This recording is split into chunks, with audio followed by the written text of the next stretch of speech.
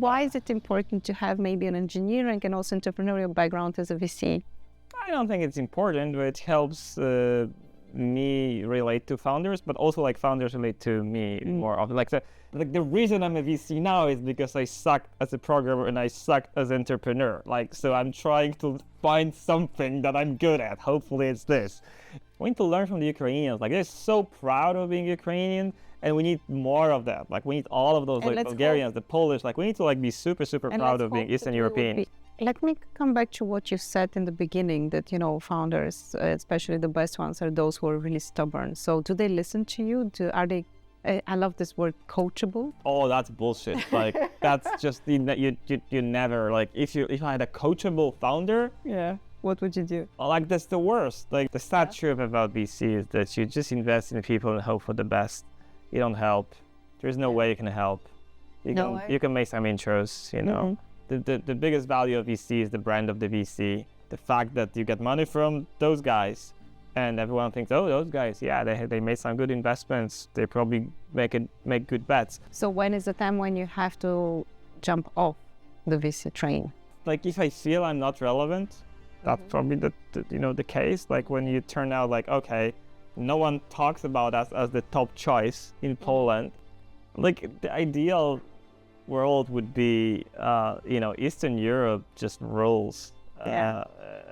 Rules, it's one of the refreshing kind of places on earth that optimistic things are happening. Hello, Recursive community, here from the Google for Startups campus in Warsaw. My next guest is an engineer turned entrepreneur turned investor, like the classical Silicon Valley story, but based in Warsaw. Borys Musielak is a founding partner at SMOK Ventures, having a particular focus on software development tools, game development, and artificial intelligence. But you're investing not only in Poland, you're investing across the whole region. In 2007, he founded OS News, Poland, a pioneering news site covering tech, marketing, and business.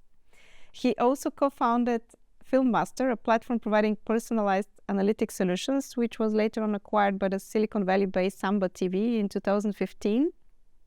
And Borys' contributions to the ecosystem extend to mentoring early-stage startups, but from what I hear also now youngsters, across various platforms and accelerators in the Central and Eastern European region.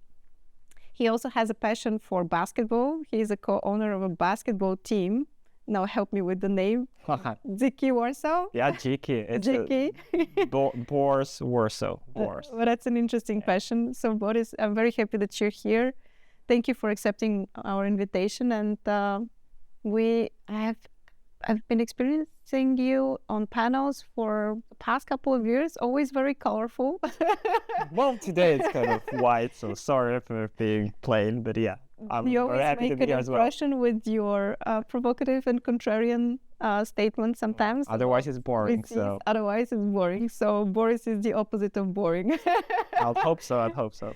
Now, I don't meet that often people in VC funds who already have the engineering background, but also the entrepreneurial background, and then the VC background. And you've been doing that for quite a while. You're also someone who has been plugged into the Polish ecosystem for how many years now? I mean, a long time, actually. 20 years, let's say. 20 years. So you have been experiencing its growth. And I wonder, do you think that this is giving you some kind of like competitive advantage against other VC partners? I would really hope so. Tell me, why is it important to have maybe an engineering and also entrepreneurial background as a VC? I don't think it's important, but it helps me relate to founders, but also like founders relate to me more often. Like they trust me a bit more because they saw me doing those things. Like when I ask about the architecture of the startup, code, they actually happy to go deep into explaining me that, because they think maybe I still remember something from that. I've been a programmer for like 10 years. And you're just smiling and nodding. And I'm like, I was a kind of bad, like the reason I'm a VC now is because I sucked as a programmer and I sucked as an entrepreneur. Like, so I'm trying to find something that I'm good at. Hopefully it's this, but they don't know it. So here you are. Yeah, they always approach VCs with this, somehow. Okay. But okay, so you sucked at these things. So you actually would say that you have probably the experience with, I don't know, failures. But I wonder A lot. if you started like already 20 years ago, you didn't have a lot of mentors. So how did you, or did you have mentors? Who are the people who kind of like supported you on your path? No, I actually did. I was kind of lucky. Like the first job that I got after college was at a company called EO, which I had know nothing about. My friend just told me, hey, this is this young guy who's looking for like programmers. I'm like, I'm a programmer, hopefully. So I joined. And turns out to be a guy who like later set up, you know, one of the Polish unicorns, Booksy, Stefan Batory. So he was like 2 years older than me, and he was still already an entrepreneur. And I was like, and then like getting to know him better and better. And it's like, first I was like, oh my God, this needs to be like a super, super smart guy who knows, who has everything figured out. And then when I, met him, he's like every other entrepreneur, has no clue what he's doing, but he's just really stubborn. Okay. And I learned like that was the biggest lesson. I was like, okay, I can maybe do this at some point. Like you don't need that much. You just need to like really believe in this, gather great people, and just be very stubborn, more stubborn than everyone else. I think he was a good mentor in that sense. Mm-hmm. Oh, wow. Okay. So stubbornness is something that you can learn? I think I don't think so. Okay. People are just like, well, most people are like, they just want to get by. Mm-hmm. But the best entrepreneurs are those who already have this kind of are obsessive on, different things. I was obsessive on open source software, as I told you, and new Linux and stuff. And then I was obsessed about film. And then, hopefully about trying to make Poland amazing, in entrepreneurship and Central Eastern Europe known for their startups. So the obsessive part, I think you have it somewhere. Mm-hmm. But then once you're an entrepreneur, you can actually use it to your advantage. Because when you're like hired by someone, that's not an advantage at all. I was just the worst employee ever. So you need to find your path when you have that obsession. No, let me remind you, in the books, we don't call it stubbornness, we call it grit, Yeah, whatever. Just joking, of course. I know how much you like all this, positive psychology around doing startups. But I'm thinking that probably it's also a good quality to have when you can be obsessed about something long enough. Because I think, there are people like me, like, all these Da Vinci people who, have all this kind of like different passions, but it's hard for me to stick on one topic long enough in order to, outdo the others, I guess. Yeah, it has to be an unhealthy obsession. It has to be an unhealthy obsession. So it's very close to being, psychopathic, and a lot of those entrepreneurs are on the verge somewhere, right? So you have to find the balance between hopefully not turning into a psychopath, but really be obsessed, because otherwise, like, it's not a common sense always says don't do it. Makes no sense. It's not the likelihood of your success is so low that it just really like it's bravery / stupidity. You choose which one, but usually it's normal people are taking the probabilities, likelihoods, and they choose the safe path, which is working for someone else.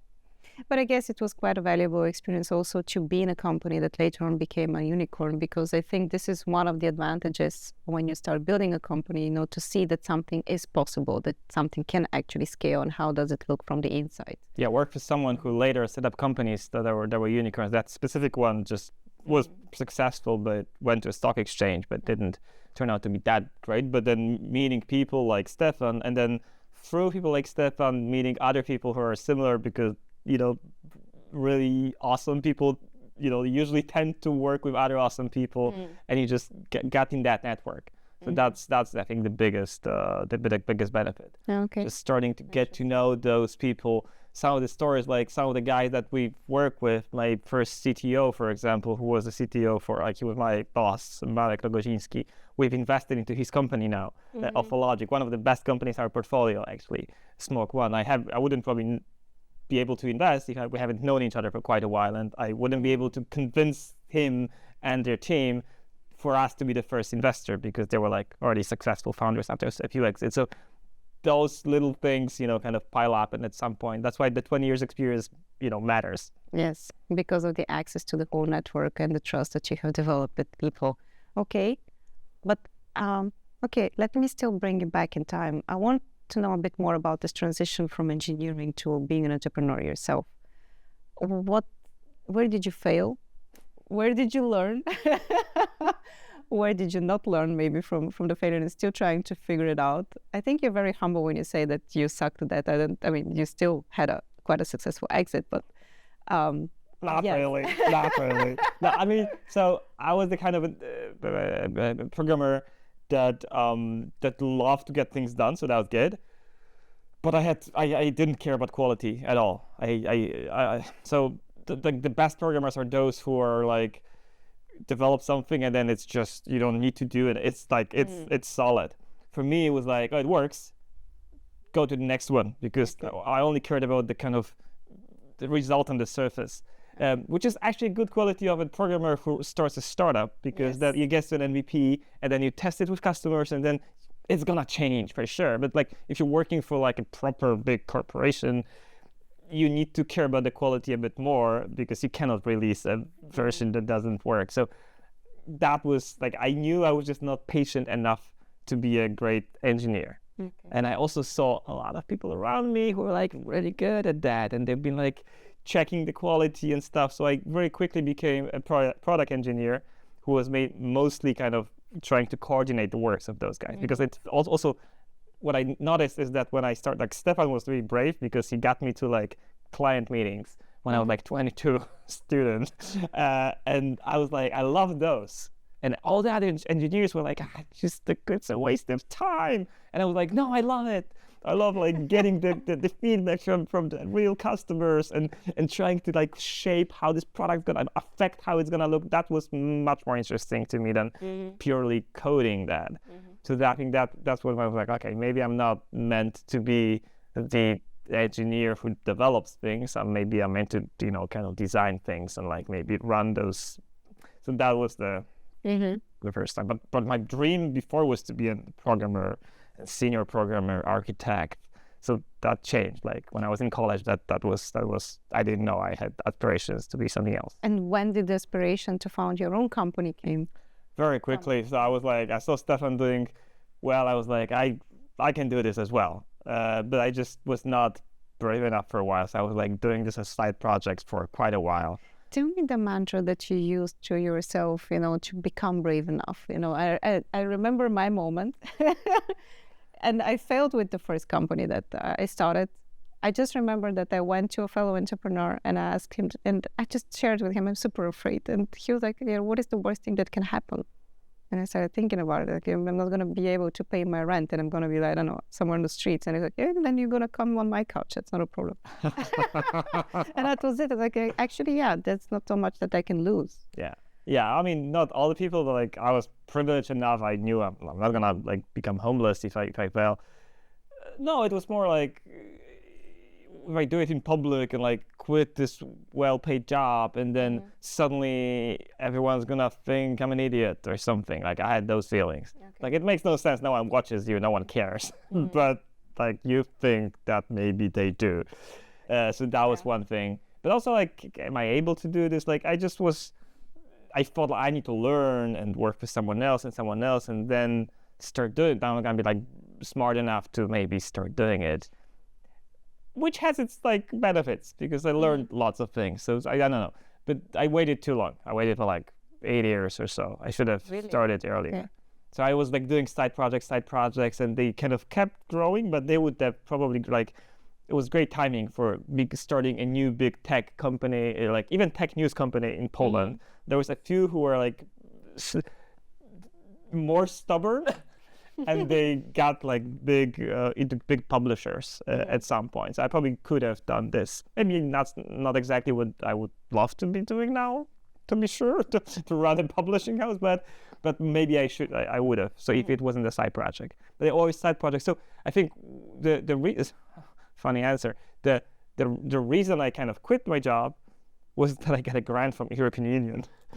So I hate grants. But frankly, that grant was like, okay, now I have like money for a year.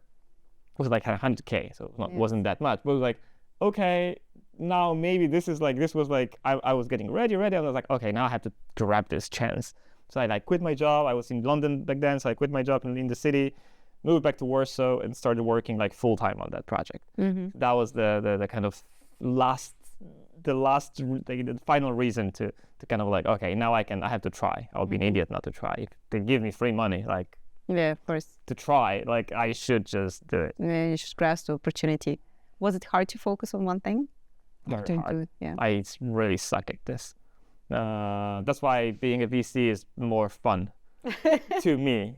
To most entrepreneurs, it's horrible because they would love to focus on one project and one product, and they want to fine tune it, just like the programmers like want to like make sure that this code is amazing. I was like, yeah, but I want to also try other things. And when I was an entrepreneur, I like launched a pre-acceleration program, a foundation, a few other websites. Like, I was really awful in doing one thing. And in VC, it's more like that's your job to do everything at the same time. There is no one job that you should be doing. You should be like really taking opportunities because you can miss something if you don't like investigate all the opportunities. So to that sounds more like me, and I think that's hopefully my thing. Yeah, making me reflect on myself. I'm a bit like that. You know, at some point, you know, in my shrink, he would say that this is kind of like a neurosis, because you're always afraid to miss out on an opportunity. You always have to grasp everyththing, although you actually don't have the time for it. It's just the FOMO is a real thing. That's my New Year's resolution, that I'm not going to become victim of my own FOMO this year, and I'm sticking quite well with that. I'm completely losing to that fight. I'm FOMO all the time. Yeah, so. That's good. But yeah, this opens up, perpetually new opportunities. You're always kind of like, we can do this, and some of them turn out to be quite exciting, and they can actually change your whole business if you're careful enough and if you're attentive enough to what the market is actually telling you.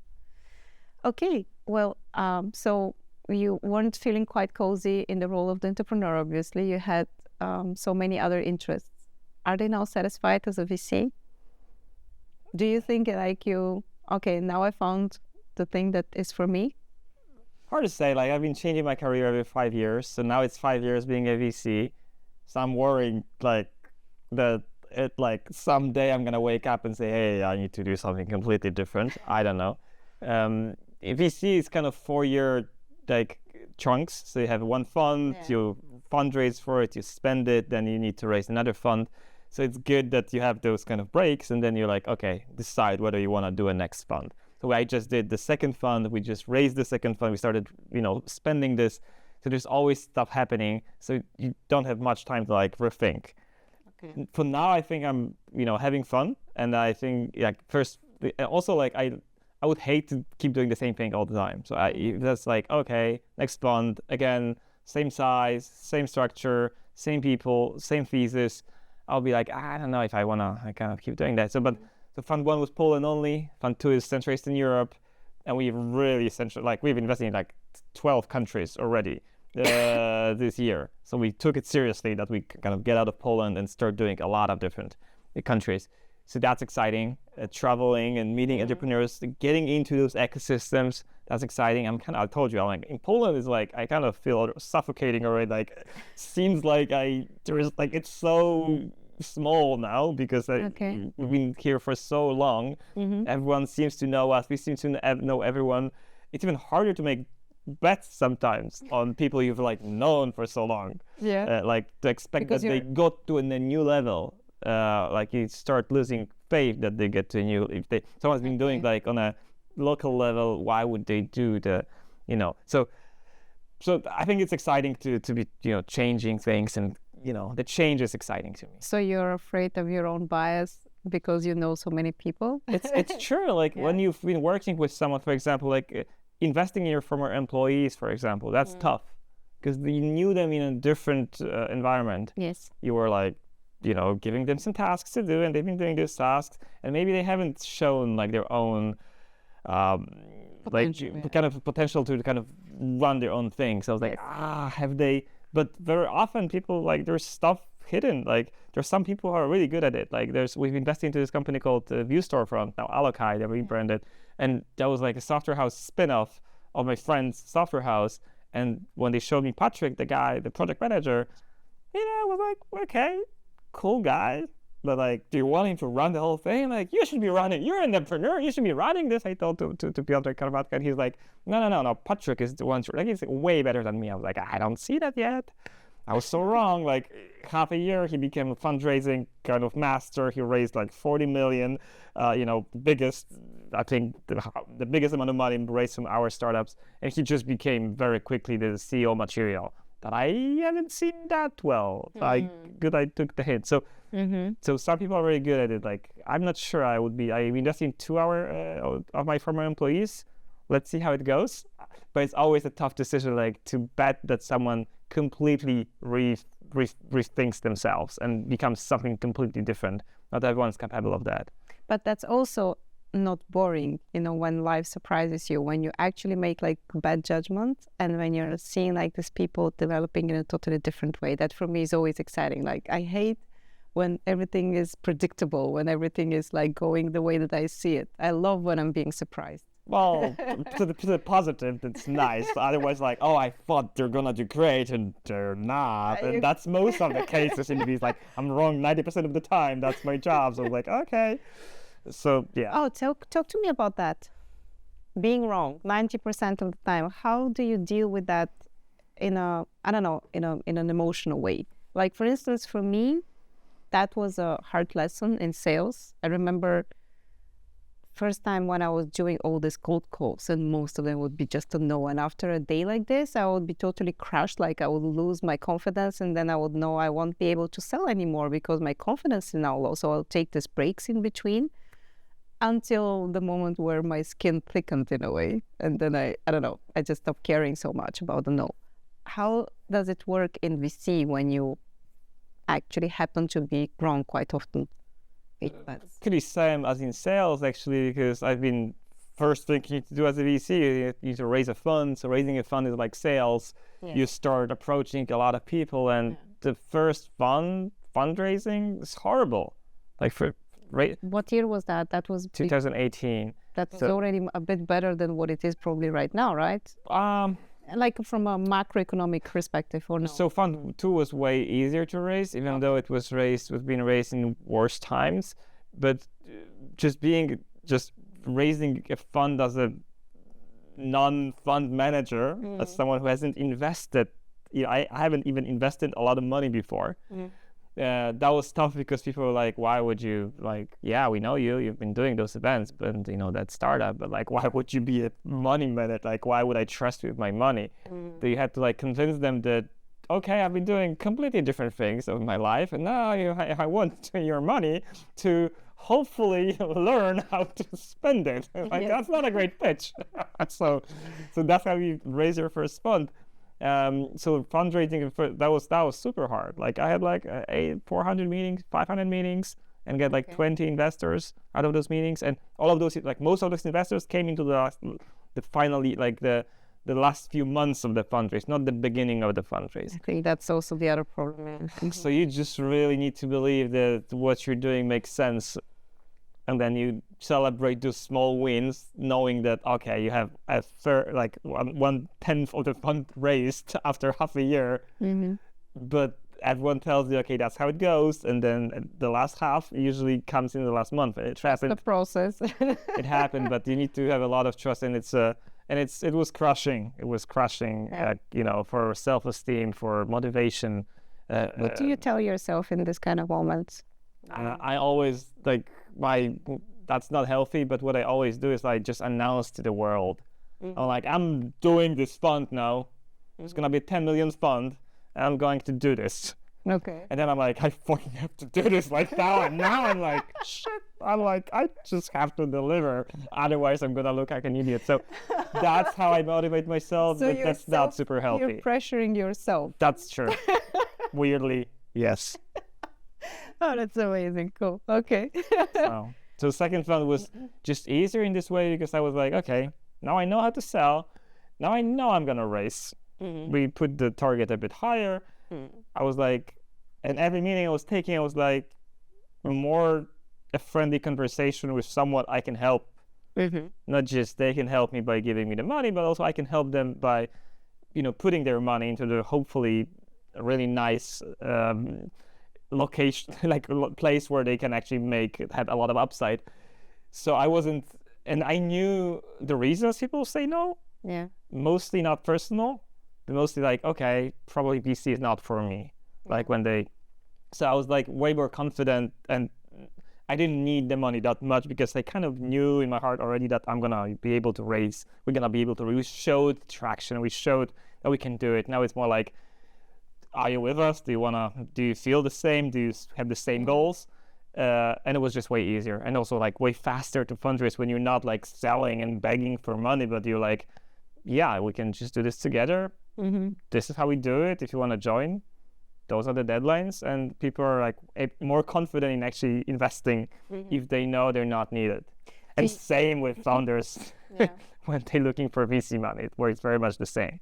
It does. And I'm always surprised that founders don't really understand that when it comes to the fundraising part, you're pretty much colleagues, like you have so much in common. Yeah. Sometimes, especially first-time founders, they look at VCs with this huge, I don't know, it's not even respect, it's more like, but they have the money. Yeah.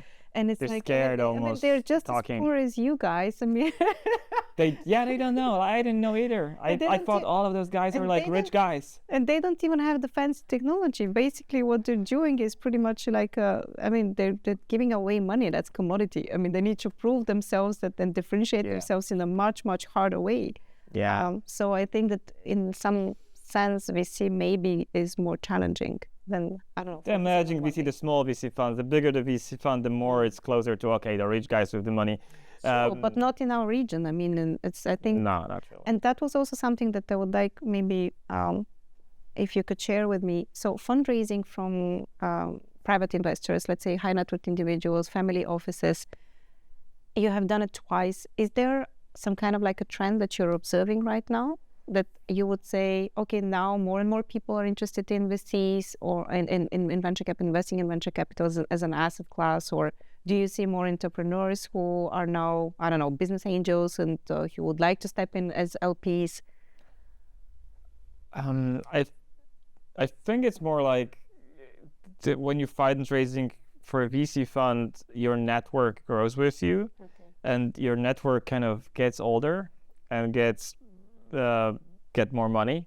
So the more the older you are, the better, kind of, because your network becomes, someone who was able to only invest 20K in the first fund now is able to invest 200K just because they made more money in the so I think it's like there's always a lot of people with money, and those people with money are looking for opportunities to have substantial upside in investing, and so they're always looking. They're just not looking for you, most likely. They're just not looking for that emerging manager with no network. They're looking for someone who they trust.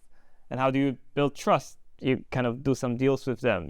So how a lot of our LPs that we got for second fund were angel investors in startups in our first fund, for example. That's how we started to get to know each other. And they were like, okay, now they are on those calls with us. They see I'm like, we kind of see how we do business.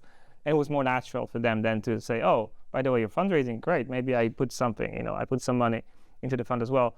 So I haven't seen, frankly, like there's been some, answering your question finally, there's been some waves. Like the war in Ukraine was basically a real wave down, so that everyone kind of stopped making decisions. So even if they were interested, even some people committed or soft committed to the fund, they told me, oh, let's wait a bit. So we actually waited for half a year before doing the close. And I pinged all of those people, and some of them were already ready after half a year, but a lot of them were like, nah, let's wait a bit more. And now, when we did the second closing, a lot of those people decided to do it. So they were like, now, after a year, they kind of felt secure. Nothing big happened. There's no huge recession that's happening. So people and they have to invest. Like those people, they need to do they something, just it was lying on their bank accounts, and they were scared to do any investment, even in real estate, because of oh, you don't know, maybe Eastern Europe is war zone in the next few years, So they were. I have actually friends who moved their assets. They sold their real estate and they moved it to somewhere else. It's smart, and some people actually chose to invest in second fund of SMOK because we're Dutch based. You know, it's a Netherlands-based fund which diversifies around, diaspora as well, not just investing in Central Eastern Europe. So they thought of this as a diversification from being just in Poland, just in Slovenia, just in, Romania, because we've got LPs from all of those different countries.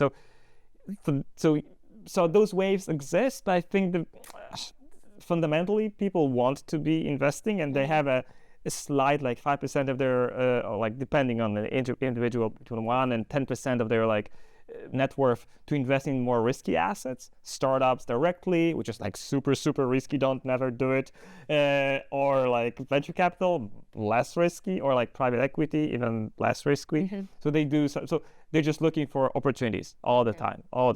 Okay, interesting. I'm sorry, I forgot my next question. I was thinking of asking you something. I don't know. I was actually going to make a remark. Please cut this. Well, I guess it is as they say, success in. Wait. How do I say it? What is the secret of success in venture capital? Oh my God. Success in venture capital. It's quite recursive. I mean, once you get, I think, on the horse, and when you're doing actually the whole run, then over time you just become better and better, and that's why. Up until that point, where you become worse, which is weird in venture capital. Like when do you become worse? Well, the funny thing in venture capital is like the bigger the fund size you have, the worse it performs in general. Okay. So the best funds are those 1, 2, 3 funds of the emerging managers that no one knows.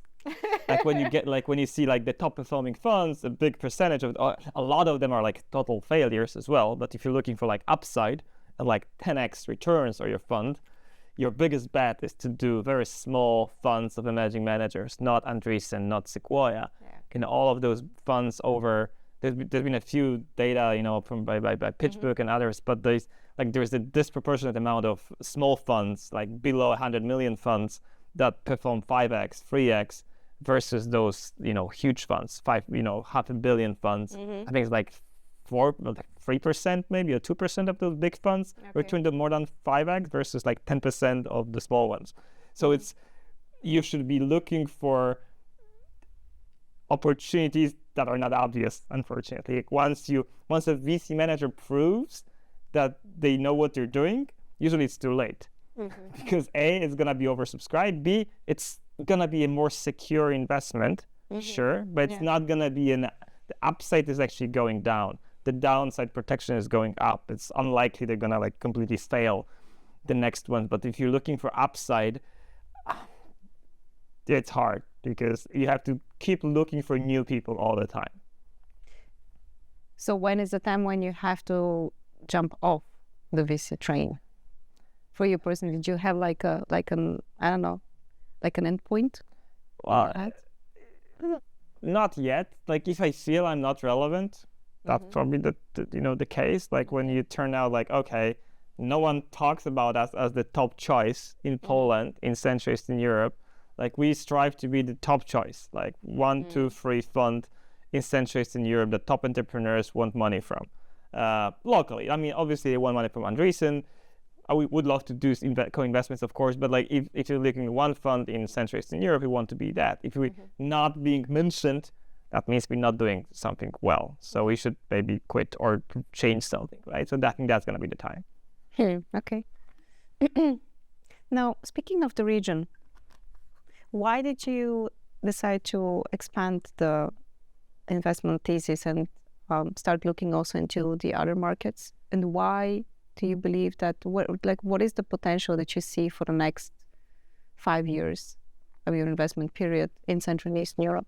Huge potential, huge. Yeah. So we've been investing into Poland because we've been restricted to invest into Poland, not because we believe that we should just be doing Poland. We saw deals from other countries and we'd love to do that, but we had restrictions based on our LPs. So we were fighting against those, and now Fund 2, we finally don't have those. So it was obvious that we're already seeing amazing deal flow. Like we're seeing great deal flow from Ukraine, from Sasha Yatsenko, our principal there. We're seeing amazing deal flow from countries like Croatia, Bulgaria, Romania. Why would you be like? It's such a small network. The whole Central Eastern Europe is smaller than Berlin. and you're not asking a Berlin Mitte entrepreneur, like investor, why do they invest in the West Berlin as well, you know, because it's part of the network. The network is connected. We meet at different events at how to webs and of this world. So we have access to those companies, and we can be the first investor into those. The Recursive now as well. Sorry. Of course. Just joking. Of course. No, that's why we do it. But I do remember that, I don't know, when 5 years ago when we started reporting on the region, actually the ecosystems weren't that well integrated. Most of the funds were regionally locally focused, like they would invest only in the countries where they're based. No one really knew what is your competitor when it comes to technology in Romania and Poland or whatever. So I'm very, very happy that now this integration is happening, that now we meet much more often in these platforms, at the conferences, and we know of each other, and we can collaborate, co-invest, build together. So sorry for this interruption. That was part of like the reason I was like, okay, why are we not seeing a lot of deals from, Romanian investors into Poland, Polish investors into Bulgaria? That's one of the things I wanted to change as well. And that's why one of the things we started doing is like just meet everyone who's cool in all the markets. And we've co-invested already with like most of those, like in the first year. Nice. With Silicon Gardens in Slovenia, with Credo, with Underline, with a lot of Ukrainian funds, SID and others. It just makes sense, because when you see opportunities, like it makes more sense to actually invite some other people in, and we have like a success together versus like everyone makes their own bets, little bets, and wait, because we not competing against each other, we competing eventually against the big funds from Silicon Valley who will be coming here, like they came to London and other places. And that's going to be a huge competition. We already lost a few deals to like COSLA Ventures or Axel. So that's the fight we need to be fighting. Like we need to show that we're relevant as, Central Eastern European pre-seed, seed venture capital firms. But I think that why I see that there is a huge value, because we see more than those guys see. We understand those communities better. We understand what it means that someone graduated at a specific university in Central Eastern Europe, like which ones, like Taras Shevchenko University, that's a really good one. University of Warsaw, amazing one. Like some others, not so much. You have better, access to some of those, to validate some of those people. And guys in Silicon Valley, they were like, oh, none of Stanford graduates, so it's not gonna be on the main filter, right? So, but some of those, most of the unicorns from Central Eastern Europe are not Stanford graduates. No. So you have to look elsewhere. I think we have a competitive advantage over here, but also connecting diaspora with Central Eastern Europe, that's a big one for us. About half of the investments we've made from the second fund are people like the Bulgarian team based in London, or Polish team, or US team, or Ukrainian teams based in Silicon Valley, but with a network here. If you're just based in Silicon Valley and doing business there, we might invest, but it's not as exciting, because I don't feel they have such a competitive edge against other teams in Silicon Valley. But once they have a network here and they can hire here very quickly, and they know the amazing people here, they're not offshore to them, they're local to them. It's a difference. It's a difference to being an American founder and trying to hire in Philippines versus being a Polish founder hiring in Poland but selling in the US. Sure. So that's one of the main kind of themes in our investment now, to find people who are really well connected on the market that they want to sell to, which is mostly US, because we are a US fund, we have 2 US partners, we need to understand the product, and usually when the startup goes to the US market, that's when we get interested. But also what's the edge, and the edge could be the network here, or we can help with the network. We've done deals like that too with American founders, finding a Polish co-founder, a Ukrainian co-founder, and doing business here, but selling in the US. So that's part of our investment thesis, actually, to have this kind of advantage. This way you can raise less, you can get less equity, but you can still outperform YC startups with huge valuations, but no product and no way to access great engineers. That's true. I think for quite a while now, the region was still suffering from shortage of qualified workers, I would say, because of the whole brain drain that happened in the years before. Now we started seeing that reversing. Probably Poland is maybe in the first ecosystem but that we saw that this is reversing, and it became a really exciting place, especially for entrepreneurs, because bootstrapping an idea, testing it out, sandboxing it here was just much more affordable, and it was much more fun because of the social system. I don't know, that is around you, like friends, family, and so on and so forth. Anyways, but I'm thinking now that AI could change that a lot, because we would probably need at some point also different types of engineers, but also less engineers. We are going to start automating a lot of the tasks which are around the coding, at least. Do you think that that's a chance for Central and Eastern Europe, to level up, to, become more competitive towards, larger ecosystems where you have the talent, where the shortage is not so palpable? I think on the contrary, it's actually a chance for Silicon Valley, unfortunately. So, it's never been really a problem of actually delivering the code. Like, delivering the code is something that needs to be done, right? Mm-hmm. But it's not. Most companies don't win or lose because they haven't delivered the code, or they haven't delivered. Like, most companies are kind of easy, like on the code side. Okay. The biggest problem is the product fitting the market? Are there enough? Is there distribution? That's the biggest problem. So Silicon Valley is really good at that, at the kind of very quickly figuring out, doing customer development, customer discovery, talking to customers before you even deliver anything. So now they are able to produce something quicker, show something quicker, and then at some point they're gonna need some engineers, but they're gonna need fewer engineers, but they can still focus on what they really know how to do, which is product development, sales, marketing. So I think, unfortunately, that's not really a great for us, because one of the advantages was that we can build faster, because you can hire amazing engineers who are experienced, yes. And hopefully you have good access to those guys. Not cheaper anymore, but at least faster and great quality. But then I think we're talking AGI now, and once we get there, we all fucked anyway. So I don't know if it makes sense talking about that. Like, once we get to a place where we have actual AI engineers, which might be a few years, it's kind of like VC doesn't make sense, IT doesn't make sense. Most of this stuff doesn't, everything's kind of getting automated. So that's a very different discussion, which would be interesting and exciting, but it's I don't think there is a big point in that, because once we get to a situation where we have proper AGI or ASI, it's like most of the world is gonna be so different.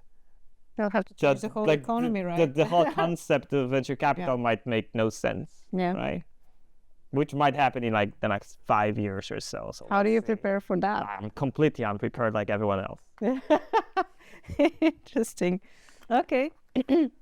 Then where do you see the potential for Central and Eastern Europe? I'm always thinking of how do we differentiate? How do we actually position ourselves on the global stage? Where are we really strong? And we're going to bet on that, and we're going to double down our investments in this area so that we become really good at it. Because I think we are past by the period where we would have these generalist funds and we would invest in everything and we would do the spray and pray technique again and again. We need to start thinking of which are our focus topics, which are our verticals, and how are we going to collect and build a whole ecosystem around that, because that's what successful ecosystems are actually doing worldwide, right?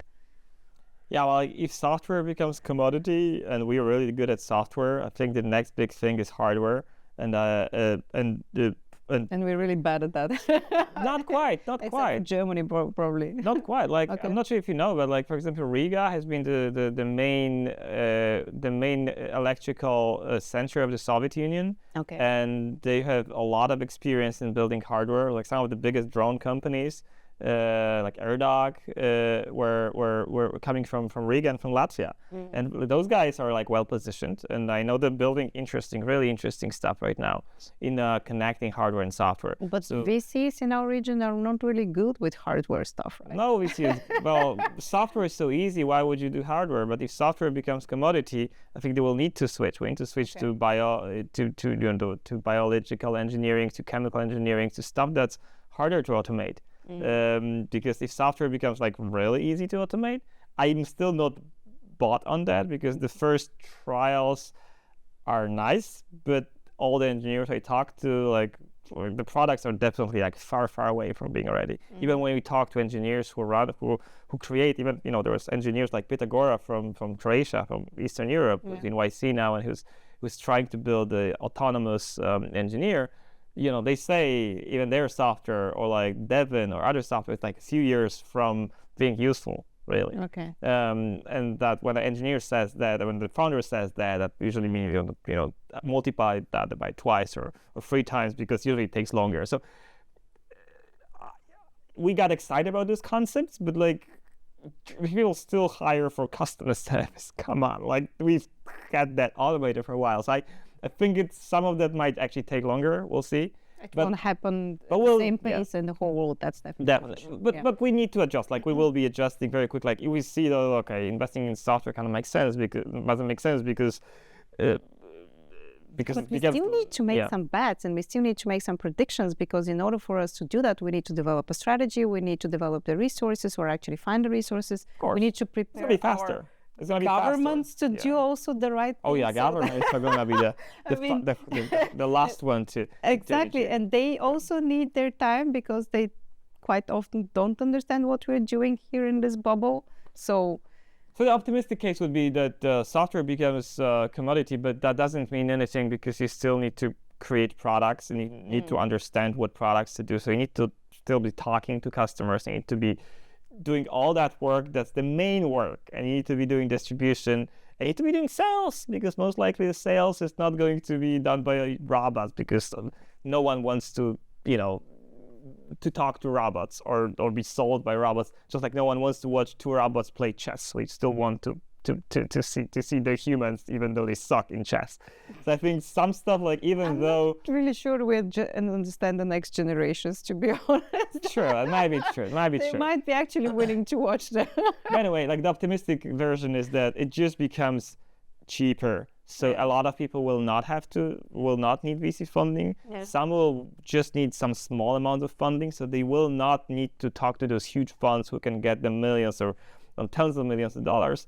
So this is actually to the benefit of Central Eastern Europe, because you can build cheaply, because you can build faster. And you don't need that kind of that amount of money. You normally don't have access to, unfortunately, from Eastern Europe. Like every startup that I know that is successful from Eastern Europe moved outside of Eastern Europe. Yes. Right, and they moved because of the access to funding. That's the main reason. Like, need to be seen as a Delaware company. They need to be pitching to US VCs. They need to be seen as an American company with maybe subsidiaries in Serbia, Croatia, Poland, Bulgaria, other countries. So now maybe that's gonna reverse. Hopefully, like one of the predictions in the future, and you can build cheaply. You can, the hacker can build stuff, which would be amazing. Like you can do startup weekend project and test everything and build. And once you test that there is a product market fit, you can just build it very quickly and test on real product versus, doing the testing on an MVP that doesn't really work. So I can see, a potential bright future in that as well. I'm wondering here also what, because you stressed a couple of times how important is the commercialization part, the access to the market where you actually sell, where you distribute your product. What do you say to your founders? Because I think that in our part of the world, we don't have long traditions in selling and doing marketing. We're still very much focused on building these really, really good products. But when it comes to bringing them on the market, most of the businesses struggle. Unlike, founders who grew up in the States, for instance. I think they have that trained much earlier than we are. So how do you bring that to portfolio companies that you have, or mentees that you have in your network? How do you teach them that? I don't think you can teach them that, unfortunately. Yeah. It's funny that even Central Eastern Europe is it seems like a one big, similar space and very similar people, all Slavic and stuff, but they're very different actually. Like we just have like a big diaspora of Belarusian founders who moved after the things that happened in Belarus a few years ago, And those guys, they don't sell. They just don't want to sell.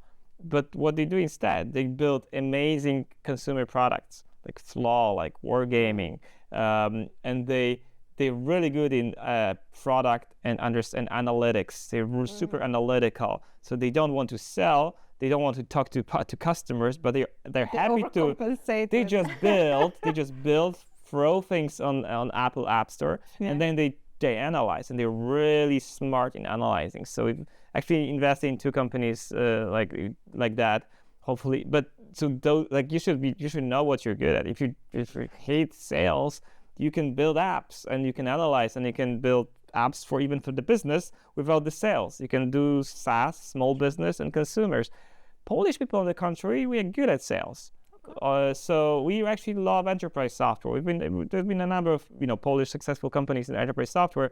So unlike most of the other Central Eastern Europeans, what we need to learn is to start selling and start understanding the market that you're selling at.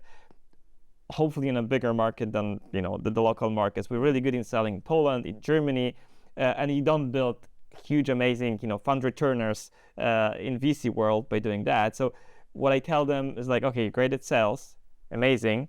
Now move to the US. Unfortunately, that's the only advice you can give, because you have to live in a country where you sell. Like you have to, when you sell to enterprise, you have to talk their language, as in the TV shows that they watch. You have to have the same kind of childhood memories that they have, because you connect on those things. It's a lot of those human things. You need to talk, drink in the same cafe bar and have those. So a lot of those things matter when you do enterprise, like proper enterprise sales. So I don't think it's really possible to do enterprise and be based here, but it's possible if you have a team, a sales team, and a CEO who's based in Silicon Valley, New York, wherever your customers are, or London, if that's, or like Hong Kong, or like all the big markets, but have a team who build those solutions over here. That's, I think, the best scenario. I don't think you can really sell. Few examples on the contrary, but most they don't sell remotely without the understanding of the culture or where you're selling. Let me come back to what you said in the beginning, that founders, especially the best ones, are those who are really stubborn. So do they listen to you? Are they? I love this word, coachable, because a lot of VCs, they speak about coachability of founders. Oh, that's bullshit. Like that's just you never, like, if I had a coachable founder, what would you do? Like that's the worst. Like because like, so that means what? They do what I say. Like why wouldn't I build that company? Means. I mean, it's always very complicated, because then VCs, but they need to understand that they're the captain of the ship, but still need to be coachable. But still listen to me because I'm super smart. And I'm always confused, like where is the line? Where is the golden middle? The sad truth about VC is that you just invest in people and hope for the best. You don't help. There's no way you can help. You can make some intros, The biggest value of VC is the brand of the VC. The fact that you get money from those guys, and everyone thinks, oh, those guys, they made some good investments. They probably make good bets. So you kind of attach that brand. That's why YC is so popular, not just because there's some stuff that they help with, but the main thing is the brand, the stamp you get from YC. Oh, you're a YC startup, so all the VCs are gonna look at you versus all those non-YC startups. So if you're saying you're adding value as a VC, I'm be very careful, because most VCs subtract value, or like, they don't add. If they think they add, there's a lot of memes about that. The biggest value you can add is like, get the fuck out of the picture and let them run it the way they do. And you have to make really good bets.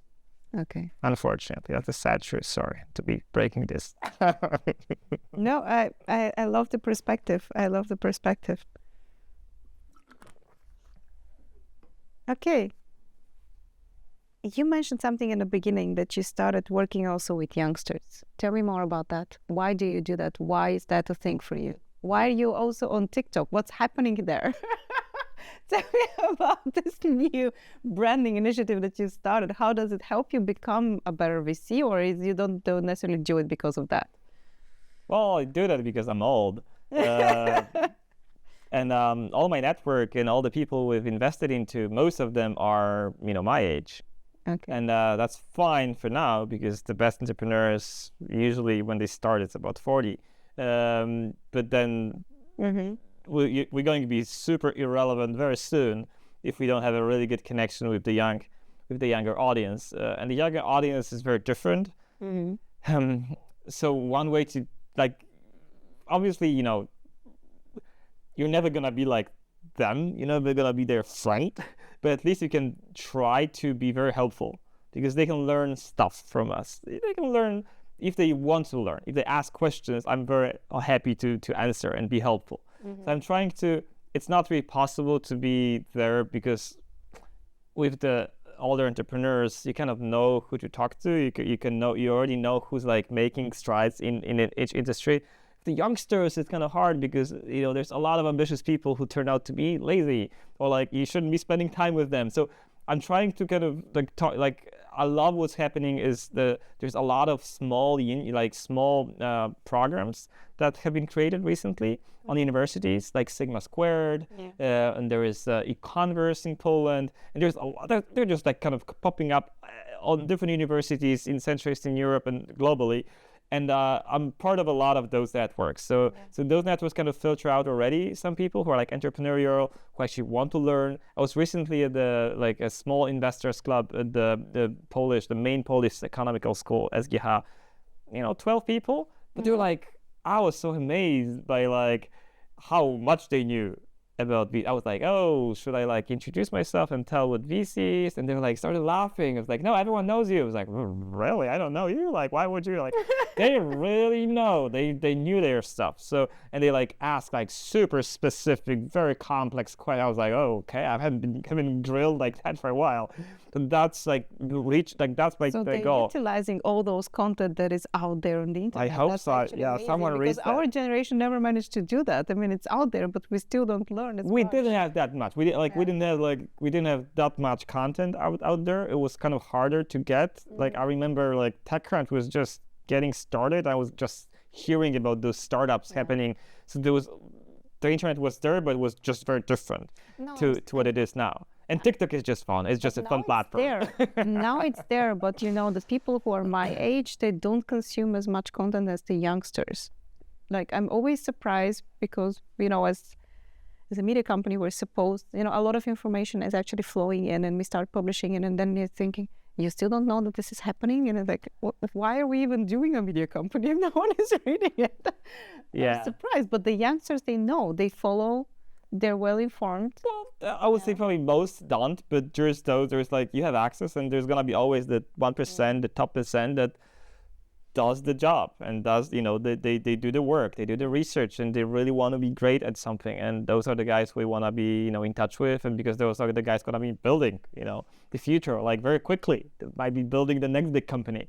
And they would understand the future also better than us, because they're building for themselves, for their own. Exactly, they're going to build it for themselves. We don't know what they need and what they want, and how the economy is going to look like when they become, I don't know, what is the word, when they become wealthy to buy stuff. I love to see the pitch. Like recently I was which was also like very uplifting. I was judging, helping, with the pitches of high school students in Poland. There was like another organization that did, it's called TeenCrunch, and they did like an event with the top high school students all over Poland, came and pitched their startup ideas. And those pitches were amazing. The businesses were horrible, but you can still forgive them. They're way too young. The pitches were amazing. Like they were like able to tell an amazing story, why they did, how they found this, how they knew how to present. Like we didn't have, like our generation, which was like 2 generations earlier, had no clue. Like we've never like presented at school. Those guys really know how to present. They've been watching TikTok, they've been watching YouTubers, and they're talking like those guys. They know how to talk to be entertaining. And that's really important in VC. So they're going to be way better fundraisers. Now they need to learn, how to like tackle the right markets and stuff, because they obviously talk in the markets that they understand. So like, which are close by the domestic one. But that was pretty uplifting. Like, oh my God, the change is huge. And it's been like only for the better, like as in how well they can present their ideas, which is like 50% of the success in fundraising. So I want to be close to those guys. You know, they're gonna be ruling in a few years. I think so, and I think these are also the guys who are going to bring the real global entrepreneurship, where it wouldn't matter where you are and I don't know where you come from. It's going to be just so complex and so mixed up, and I think they would also have a much better understanding of the virtual reality that we're building. You know, they have different goals as well. I've seen like our goals was to make a lot of money. Their goals is not to make a lot of money. That's also interesting, different. Yes. That's very that's almost none of the pitches But had I'm that. also not sure that because they don't want to make a lot of money, and also because they are, I don't know, they deal with money in a different way. I'm not so sure that they would be able to spend it in a wise way. I don't think, I think we relate to money in a different way, and that's a blessing and a curse. Because when you look at the stats, you would see that CEE Ventures are actually quite productive. So they are underfunded. They receive really, really not that many millions of euros, but they build amazing stuff with them. So imagine if you like increase the input, the funding input. It's not always those who like want to make a lot of money make it. Like sometimes you make a lot of money as an accident, but you kind of want to bring some impact into the world, and suddenly it turns out, oh my God, this is a great business. So I wouldn't say this is bad for VC. It's just different motivations. I think, you know, especially when we received funding, I needed to change a bit my mindset when it came to money, because, you know, I didn't grow up with a silver spoon. So when someone is giving you money and they invest in you, it's like, oh, wow. I'm like, thank you. Thank you. I'm forever responsible for whatever is actually going to happen now with the money. Like you feel like this is like a big gesture because we just didn't have much of it. I think we grew up like in different circumstances, and I'm wondering how this is going to be for the other generations. Yeah, me too. Yeah. Anyway, we will see. We will see. So, Borys, when we meet, let's say again for another podcast, in how much time? Like, and it's when you start fundraising the next fund. Maybe. So that's gonna be in less than. Unless AGI comes and kills us all, so we don't need to do that anymore. But then we would be uploaded somewhere in the cloud, and we would live forever just without our carbon bodies, right? So I guess I wouldn't worry about that. I mean, we're living already in a post-humanistic era. Like, don't worry about that. Forget about that. So when we come again and talk, like, I don't know, like in 5 years, yeah. All right. I want you to make like a hypothesis. What would be the big question then? What are we going to talk about then? When it comes to venture capital, because you will be fundraising. Don't forget, you're going to be fundraising the next fund, and everything is going to be different. And AGI is going to change the economy. I don't know. Just make like a brave prediction. Yeah, most of the predictions like just rubbish. Show me that you're optimistic about it. Like the ideal world would be, Eastern Europe just rules. Rules. You know, it's one of the refreshing kind of places on Earth that optimistic things are happening. Like, you know, the West is kind of sleepy and they don't care anymore. And we have a lot of motivation, a lot of stubbornness. Like keep to that. Yeah. And maybe we start seeing the results of that. Like there's been a lot of funding, you know, happening in the startup ecosystem in Eastern Europe, and I think we're gonna see like all of those people who complained, oh, there is not too many unicorns. There's more unicorns in Berlin than in Eastern Europe.